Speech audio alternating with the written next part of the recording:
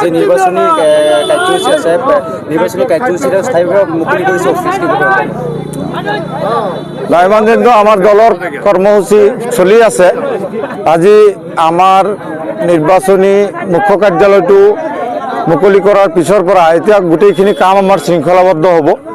আমি আশা ৰাখিছোঁ আগন্তুক 1 মাহৰ ভিতৰত আমাৰ প্ৰতিটো কমিটি পুনৰ্গঠন বা বুথ লেভেল পৰ্যায়ত প্ৰতিটো কমিটি সম্পূৰ্ণ হৈ উঠিব। যেতিয়া আমি ইলেকশ্যনৰ আগতে আমি হিচাপটো পাম যে আজি 55 নং ঢিং বিধানসভা সমষ্টিত কিমানখিনি মানুহে আমাক ভোট প্ৰদান কৰিব।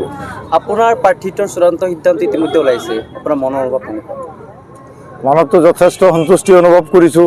ঢিং সমষ্টিৰ নিচিনা ইমান সৌভাগ্যৱান সমষ্টি। আপোনালোকেতো জানে মই ইমান দিনে বৰদোৱা সমষ্টিত যুঁজি আছিলোঁ, য'ত মই জিকিলেও মোক জিকিব দিয়া হোৱা নাছিল। এনেকুৱা ধৰণৰ গোটেই অসমবাসীয়ে জানে যে তাত মোক অন্যায় কৰা হৈছিল। কিবা এটা অজুহাতত বৰদোৱা থান সমষ্টি হিন্দু সমষ্টি, হালাকি বৰদোৱা ঢিং সমষ্টিত 10-15 হাজাৰ হিন্দু মানুহেও মোক ভোট দিয়ে। বৰদোৱা সত্ৰ পঞ্চায়তত মোক 70% হিন্দু মানুহে ভোট দিছে। কিন্তু ৰাজনীতি কৰাসকলে এইটো এটা বৈষম্যমূলক এটা ৰাজনীতিৰে আমোলাসকলক মেনেজ কৰি লৈ মই জিকা মানুহটো হাৰাইছিল। তো ঢিং সমষ্টি আমাৰ এটা দুৰ্গ, য'ত দল গঠন হোৱাৰ পৰা আজিলৈকে কোনোদিন ঢিং সমষ্টিত AIUDF হাৰা নাই। এতিয়ালৈকে 4বাৰকৈ জিকিছে। এবাৰ আমি আশা ৰাখিছোঁ যিটো পৰিৱেশ নিশ্চিতভাৱে পঞ্চমবাৰৰ কাৰণে AIUDF ঢিং সমষ্টিৰ পৰা নিৰ্বাচিত হ'ব।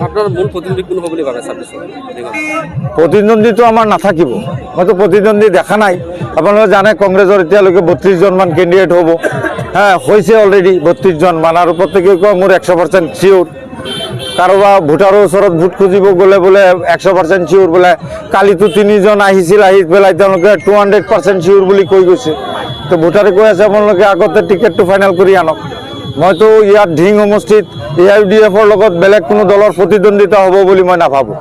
আৰু আজিৰ দিনত এই কথাটো একেবাৰে স্পষ্ট হৈ গৈছে। আপোনাৰ প্ৰথমটো নিৰ্বাচনী প্ৰচাৰ আজিৰ দিনত দেখিব পাৰিছোঁ, হাজাৰ হাজাৰ মানুহৰ সমাগম প্ৰথমটো দিনতে। হয় হয়, মনৰ অনুভৱ কেনেকুৱা? নাই, লাখ লাখ মানুহ ওলাব।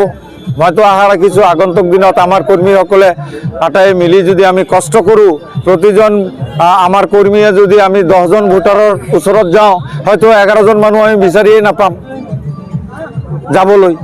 আমিতো ইয়াত 80-90% ভোট কালেকশ্যন কৰিব বিচাৰিছোঁ। আৰু আপোনালোকে জানে যাৰ চান্স অফ ছাকচেছ আহে, যাৰ ক্লিয়াৰ হৈ যায় ছবিটো, গোটেইখিনি মানুহ তাতে পলাৰাইজ হয়। আমি আশা ৰাখিছোঁ যে 80-90% ঢিং সমষ্টিৰ ভোট আমাৰ পক্ষত পৰিব ইনশাআল্লাহ।